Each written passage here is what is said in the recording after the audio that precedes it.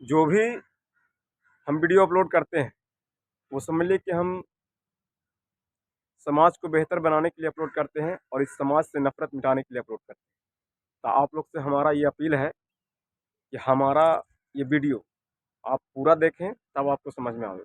आप पूरा देखकर हमें समझ लीजिए कि सपोर्ट भी करें, इससे हम आपका बहुत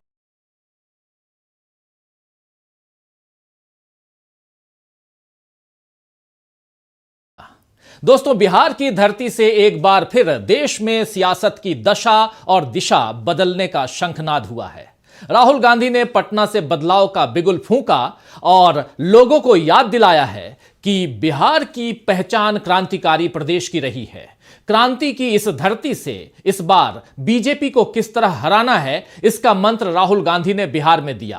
आपको बता दूं कि शनिवार को पटना में एक तरफ राहुल गांधी संविधान की सुरक्षा के बारे में लोगों को आगाह कर रहे थे और बता रहे थे कि आरएसएस और बीजेपी के इरादे संविधान को लेकर कितने खतरनाक हैं, तो दूसरी तरफ लालू प्रसाद यादव चुनाव से पहले सियासी समीकरण साधने के लिए नई रणनीति बना रहे थे।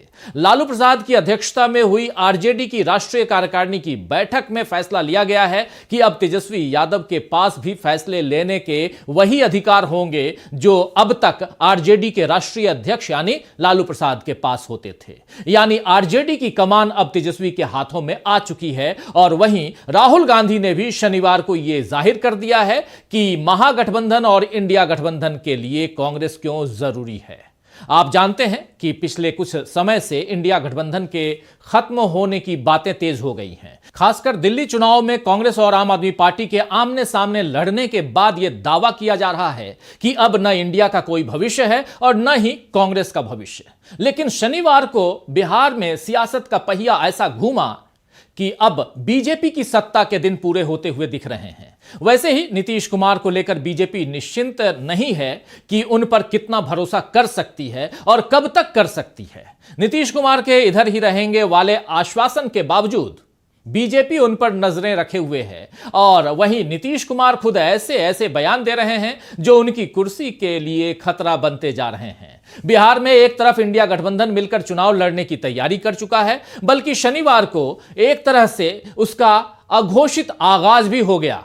वहीं एनडीए में चुनाव के नाम पर ही दरारें पड़ती हुई दिख रही हैं। बिहार एनडीए के दोनों बड़े घटक दल यानी जेडीयू और बीजेपी के बीच आपसी विश्वास और आपसी तालमेल की कमी है, तो दूसरी तरफ सारे छोटे दल इस समय अपनी अपनी अहमियत साबित करने में लगे हुए हैं। सीटों को लेकर मोलभाव शुरू हो गए हैं। ऐसे में सवाल उठता है कि क्या चुनाव तक एनडीए बरकरार रह पाएगा। सवाल यह भी उठता है कि क्या बीजेपी के साथ जाकर नीतीश कुमार ने अपना दो तरफा नुकसान कर लिया है। एक तरफ तो उनका सियासी कद छोटा होने के आसार बन रहे हैं और अगर वो कद बचाए जाएं तो फिर नीतीश का सियासी भविष्य खतरे में दिख रहा है। नीतीश के साथ साथ मोदी के लिए भी सत्ता बचाने की चुनौतियां बढ़ गई हैं, क्योंकि बिहार के सियासी घटनाक्रम का असर अब सीधे दिल्ली पर पड़ रहा है। वहां एनडीए को जोड़े रखना बीजेपी के लिए चुनौती होगा और इसके अलावा आरएसएस की तरफ से क्या खेल खेला जा रहा है, इसका खुलासा होना भी अभी बाकी है। क्योंकि मोहन भागवत तो संघ की विचारधारा के हिसाब से बयान दे रहे हैं, लेकिन चुनावों के वक्त आते उनके बयानों से मोदी की नीयत पर सवाल उठने लगे हैं। तो आइए दोस्तों, आज आईने की नजर से पड़ताल करेंगे कि बिहार से शुरू हुई सियासी हलचल क्या दिल्ली में हिला देगी मोदी की कुर्सी, और यह भी समझेंगे कि क्या इस बार फिर इंडिया गठबंधन पड़ेगा एनडीए पर भारी। आगे बढ़ें उससे पहले सुन लेते हैं कि बिहार की धरती को लेकर राहुल गांधी ने क्या खास बात कही है। सुनिए जरा। अगला चुनाव बिहार में है और यहां पे यह क्रांतिकारी प्रदेश है। देश में जब भी बदलाव आता है यहां बिहार से आता है, आप लोग करवाते हो। और इसीलिए कांग्रेस पार्टी को, इंडिया गठबंधन को एक साथ मिलकर बिहार में बीजेपी और आरएसएस को हराना है। यह विचारधारा की लड़ाई है। आप सबको तैयार हो जाना चाहिए। आप बब्बर शेर हो कांग्रेस पार्टी के, बब्बर शेर हो, टाइगर हो। आप तैयार हो जाओ बीजेपी और आरएसएस की विचारधारा को बिहार में हमें हराना है। इंडिया गठबंधन के साथ खड़े होकर बिहार में हम इसको हराएंगे।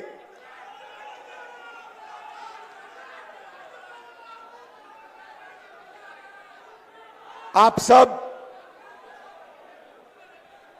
विचारधारा आपके खून में है, आपके डीएनए में है, आपको बताने की भी जरूरत नहीं है। आपने इतने प्यार से मेरा स्वागत किया। आप 24 घंटा कांग्रेस पार्टी की विचारधारा के लिए लड़ते हो। आप 24 घंटा आरएसएस बीजेपी के खिलाफ लड़ते हो और आप डरते नहीं हो। इसके लिए मैं आपको दिल से धन्यवाद करना चाहता हूं। अब यह समझना जरूरी है कि आखिर राहुल गांधी बीजेपी और संघ की विचारधारा को हराने की बात पर इतना जोर क्यों दे रहे हैं। दरअसल देश की आजादी और संविधान को लेकर संघ एक बार फिर अपने गुमराह करने वाले दावे कर रहा है और ये काम सीधे संघ प्रमुख मोहन भागवत की तरफ से किया जा रहा है। इस हफ्ते की शुरुआत में यानी सोमवार को मोहन भागवत इंदौर में थे, जहां उन्होंने राम जन्मभूमि तीर्थ क्षेत्र ट्रस्ट के महासचिव चंपत राय को राष्ट्रीय देवी अहिल्या पुरस्कार देना था। इस मौके पर दिए अपने भाषण में भागवत ने देश की आजादी को राम मंदिर की प्राण प्रतिष्ठा से जोड़ दिया। भागवत ने कहा कि राम मंदिर की प्राण प्रतिष्ठा को प्रतिष्ठा द्वादशी के तौर पर मनाया जाना चाहिए। इसे ही भारत का सच्चा स्वतंत्रता दिवस मानना चाहिए। मोहन भागवत के शब्द थे, अनेक शतकों से परतंत्रता झेलने वाले भारत के सच्चे स्वतंत्रता की प्रतिष्ठा उसी दिन हो गई। स्वतंत्रता थी, प्रतिष्ठित नहीं हुई थी। भारत स्वतंत्र हुआ 15 अगस्त को, राजनीतिक स्वतंत्रता आपको मिल गई। हमारा भाग्य निर्धारण करना हमारे हाथ में है।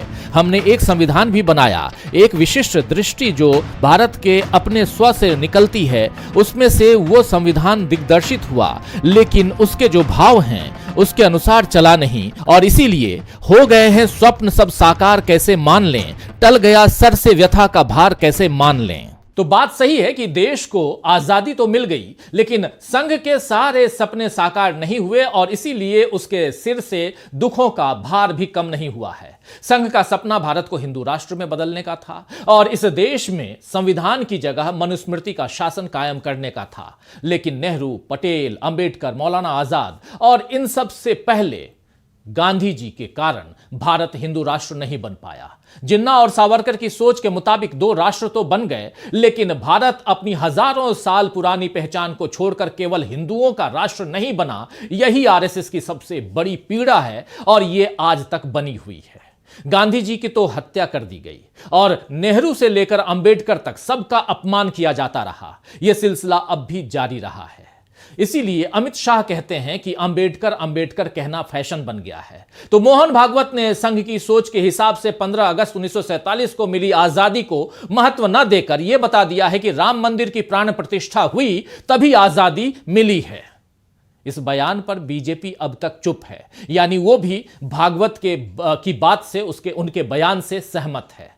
लेकिन राहुल गांधी ने भागवत पर सीधे देशद्रोह की बात कही है, जिसमें अब मोदी फंस रहे हैं। सुनिए क्या कुछ कहा है राहुल गांधी ने।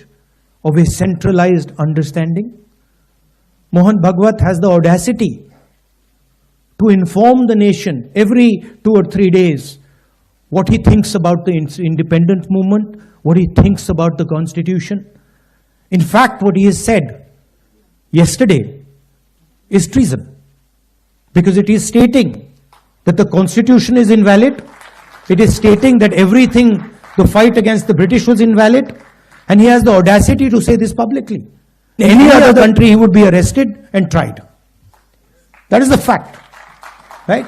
To say that India did not get independence in 1947 is an insult to every single Indian person. And it's about time we stop listening to this nonsense that these people think they can just keep parroting out and shouting and screaming, right? That is the crux of it.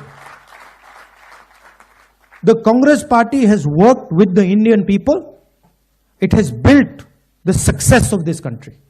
And it has built the success of this country on the foundations of the Constitution.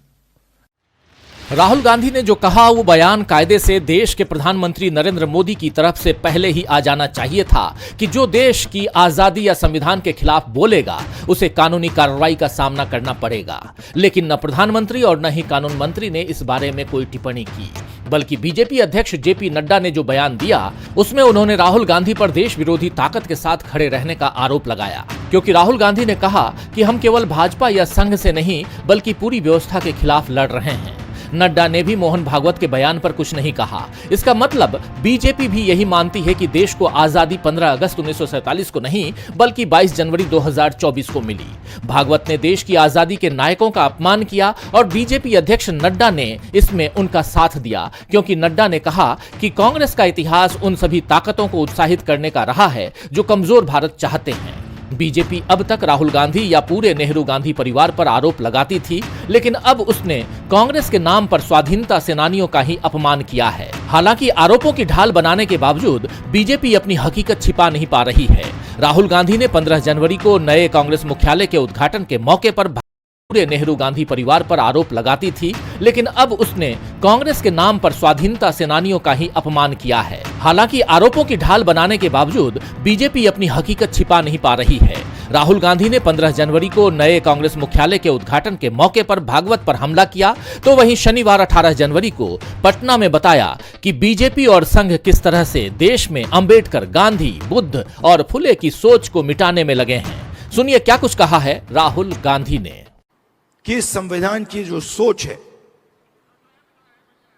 वो हिंदुस्तान के कोने कोने में, हिंदुस्तान के हर व्यक्ति के अंदर, हर संस्था के अंदर जैसे गंगा का पानी जाता है वैसे जाए।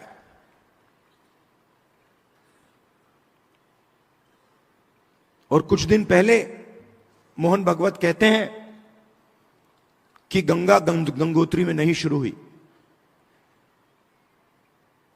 हिंदुस्तान को आजादी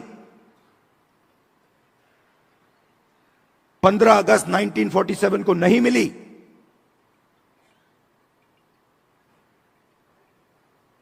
बाद में मिली। तो अगर मोहन भागवत कह रहे हैं कि 15 अगस्त 1947 को आजादी नहीं मिली, तो वो इसको नकार रहे हैं। वो कह रहे हैं, खुले स्टेज में कह रहे हैं कि इस किताब में जो सोच है उसका हिंदुस्तान के लिए कोई मतलब नहीं है। यह आजादी का नतीजा नहीं था, क्योंकि उस समय मोहन भागवत के मुताबिक आजादी तो मिली नहीं।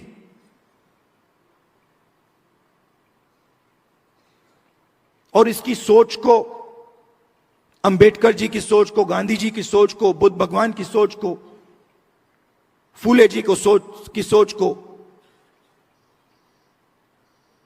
वो मिटाने लगे हैं। हिंदुस्तान की हर संस्था से, हर इंस्टीट्यूशन से,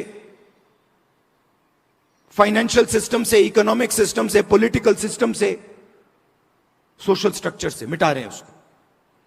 तो राहुल गांधी ने पटना जाकर संघ और बीजेपी को आईना दिखाने का काम किया है। वैसे यह काम राहुल गांधी इससे पहले भी कई बार कर चुके हैं, लेकिन बिहार जाकर संविधान सुरक्षा का जो सवाल राहुल ने उठाया वो और खास इसलिए हो जाता है क्योंकि इसी बिहार में 2 साल पहले विपक्षी दलों को एक साथ लाने की पहल इसी नीतीश कुमार ने की थी, जिसके बाद इंडिया गठबंधन बना और फिर इसी विपक्षी मोर्चे ने संविधान और लोकतंत्र पर खतरे की तरफ देश को आगाह किया, तो बीजेपी को लोकसभा में बहुमत नहीं मिल पाया, वो 240 पर आकर सिमट गई।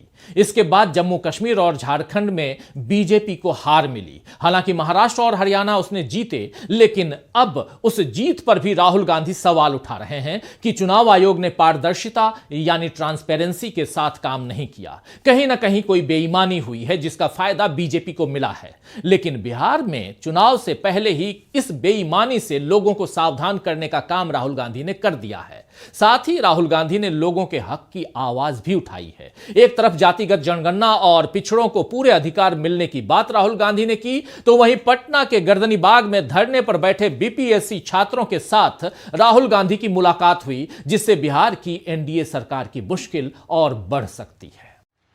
राहुल गांधी का पटना दौरा केवल 1 दिन का था, लेकिन सुबह सीधे एयरपोर्ट से मौर्या होटल तेजस्वी यादव से मिलना, फिर बापू सभागार में संविधान सुरक्षा पर बात करना, फिर कांग्रेस कार्यालय में पार्टी नेताओं से मुलाकात और चुनाव की तैयारियों का जायजा लेना, उसके बाद गर्दनीबाग में छात्रों से मुलाकात और फिर लालू प्रसाद के घर जाकर उनके पूरे परिवार से मिलना और साथ में चूड़ा खाना, ये सारी बातें बता रही हैं कि पटना से राहुल गांधी ने बिहार के आगामी चुनाव के लिए न केवल बिगुल फूंक दिया है बल्कि एनडीए को साफ संदेश दे दिया है कि अब उसके सत्ता से जाने के दिन करीब आ गए हैं।